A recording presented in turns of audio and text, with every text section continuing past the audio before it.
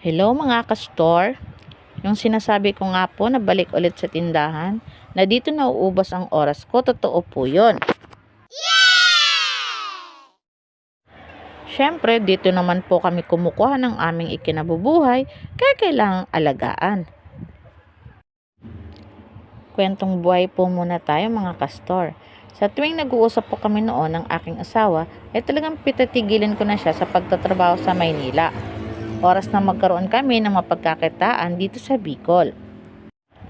Imagine niyo mga ka-store, Maynila to Bicol, malayo-layo rin po yun, 'di ba? Kaya bihira siya umuwi dito noon. Syempre nalulungkot at umiiyak siya tuwing luluwas ng Maynila. Bago pa man lang kami ikasal, nagtatrabaho na siya sa isang construction company. At tulad nga ng sinabi ko, promise ko sa kanya na pag umuki-okay na ang buhay namin dito, hindi na niya kailangan pang lumuwas para magtrabaho. At dinidig din ng Panginoon ang aming dasal bago pa nga mag-high school o mag-junior high school ang aking anak, ay napatigil ko na siya sa pagtatrabaho. Dito na lang siya at tulong kami sa pagtataguyod ng aming munting tindahan.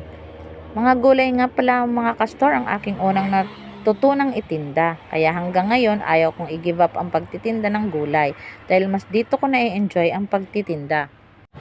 Napahaba yata ang kwento si Rico mga kastor. By the way mga kastor, ang buhay naman po ay laging puno ng sorpresa, lalo na nang magka-pandemic. Ang hirap-hirap ng buhay noon. Pero syempre kailangang labanan at ipagpatuloy ang buhay. Kung ilang beses ka man pong bumagsak, ay kailangan po ilang beses ka ring bumangon.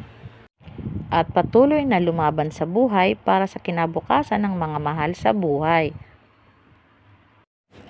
Alam nyo mga kastor, ang pagtitinda ay buong katawan mo ang gumagana, ang lakas ng kamay at paa mo, at kailangan rin ng utak at puso.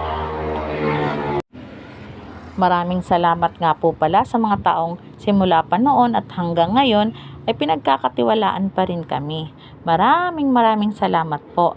At syempre, huwag kakalimutan ang Panginoon. At hanggang dito na lang ang aking mini vlog. Bye-bye!